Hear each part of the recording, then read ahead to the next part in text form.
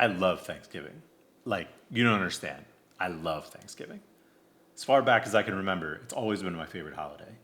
And maybe it's because it brings together three of the things that I love the most in this world, which are cooking and eating way too much food, sitting on the couch all day and watching sports, and spending a bunch of time with the people I love the most.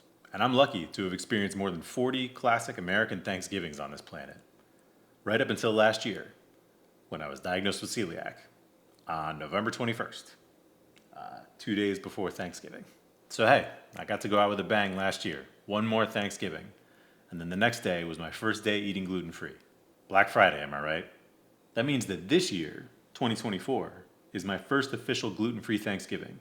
And I'm not willing to skip any of the classics. Now, you don't need me to tell you how to make Thanksgiving dishes that are already gluten-free, like turkey or mashed potatoes or cranberries. And you don't need my help making gluten-free versions of dishes with ingredients that are easy to substitute, like mac and cheese or stuffing or those little crispy onions on top of green bean casserole. But there are a few traditionally glutinous Thanksgiving must-haves that you should make from scratch and require a little gluten-free know-how to pull off. On this special Thanksgiving series of Jay vs. Gluten, we're going to tackle three of them: dinner rolls, pie crust, and on today's episode, gravy.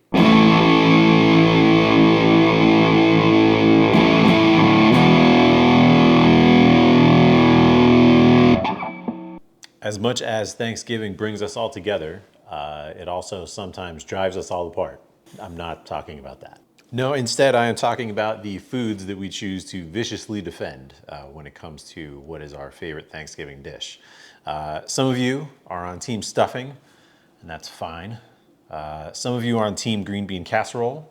Some of you are on team leftover turkey sandwich. I am staunchly on team gravy. Just like the dude's rug in The Big Lebowski, I believe that gravy is what ties the Thanksgiving room together. And as the cook in my house, I will say that gravy is the thing that I spend the most amount of time thinking about in advance of Thanksgiving. I would go so far as to say worrying about it in advance of Thanksgiving. And I'm worried about two things. Number one, how am I gonna make it taste good, obviously? And number two, how am I gonna thicken it? And that's the part that we're going to talk about today, because that's the part that needs to be gluten-free. I have tried all the ways throughout the years to make a nice, thick Thanksgiving gravy.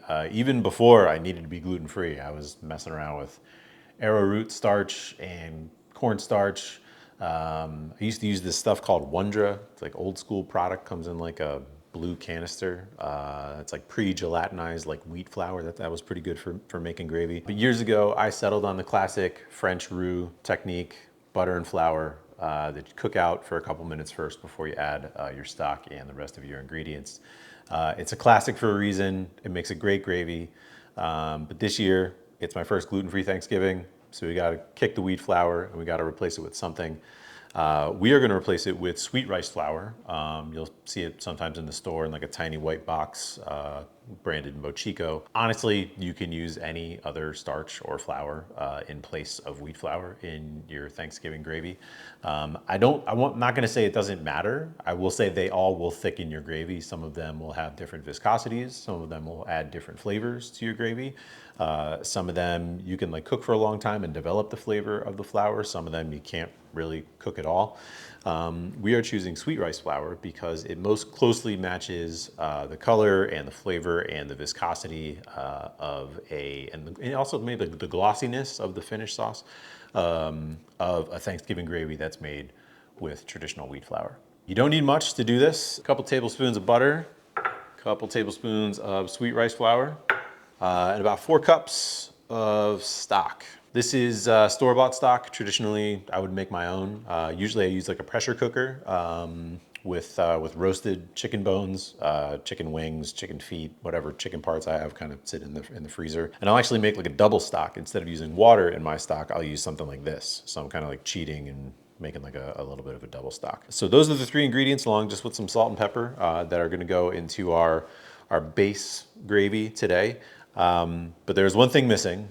One very important thing missing, I should mention, and it's probably the most important ingredient, which is the stuff that drips off of your turkey when you are making your Thanksgiving turkey. All that stuff, the pan juices that like crust onto the bottom of your roasting pan. In French technique, it's called fond, la fond, foundation of the sauce. That's the stuff that makes gravy tastes like gravy.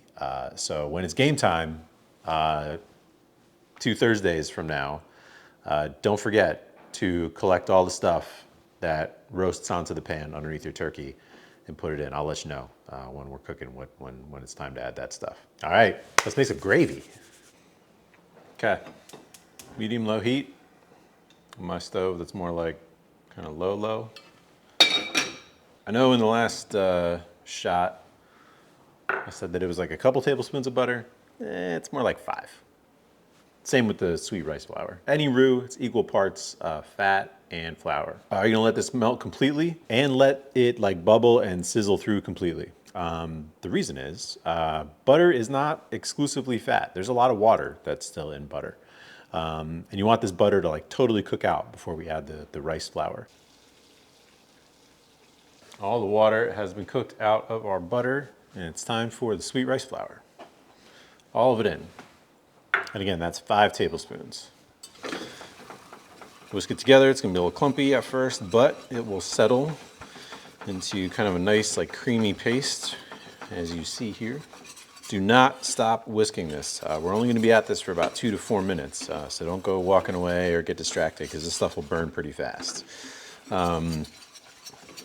Unlike a traditional roux, which you can cook for an hour, hours, I don't, for kind of forever. Rice flour roux, this'll taste burnt faster than it looks burnt. So even if you take it to the traditional, let's call it the peanut butter stage, peanut butter roux, where, as the name implies, kind of looks like the color of peanut butter. You think that you're kind of developing like this nice deep flavor, but it's actually burning the rice flour. So we're only gonna be at this, like I said, for about 2, 3, maybe 4 minutes, until it just changes color a bit. And then we are going to add our stock. I don't wanna push this too far. I am the kind of person that like pushes this step too far all the time. So this time I am telling myself, and I'm telling you, YouTube, that I'm not gonna push it too far. What's happening during this process is that all of the rice starch granules are getting individually coated and suspended in the butter fat. But they're still dry because there's no like actual moisture in this, it's just fat. And then when we go to add all of our liquid, each of those individual starch granules is gonna absorb as much liquid as it can. Again, that's known as gelatinization. We talked about that in our sandwich bread video. We have taken our sweet rice flour roux to about the color of like, I don't know, beach sand or so.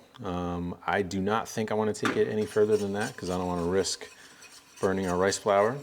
So we are going to add the first of our stock now. We're going to only add about a cup right now. That's about a cup. Whisk, whisk, whisk. It's going to become pretty thick here. There you go already. Okay, now we're going to add the rest of our stock.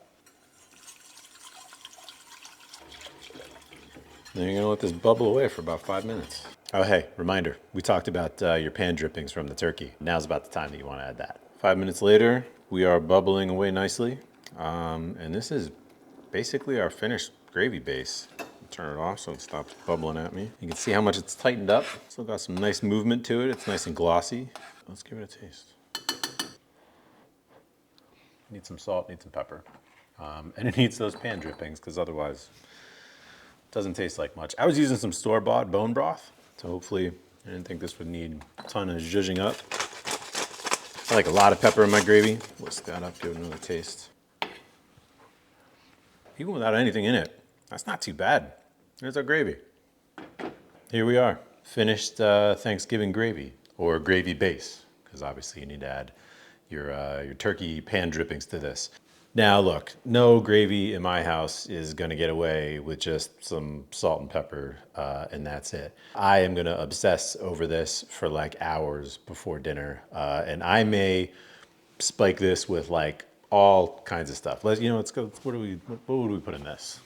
Definitely maybe some MSG. Fish sauce, like for sure. Fish sauce would have gone in already if I wasn't just making like a YouTube video. Oyster sauce is another possibility, although make sure it is gluten-free because most oyster sauce is not gluten-free. Maybe even like a little vinegar, like a little sherry vinegar for a little acid. What do we got in the fridge?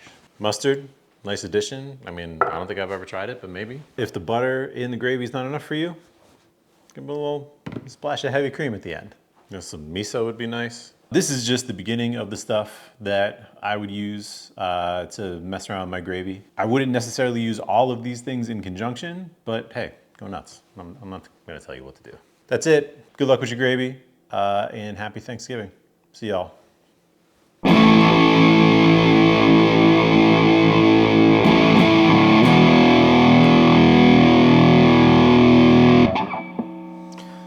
Wish I had something to put this gravy on.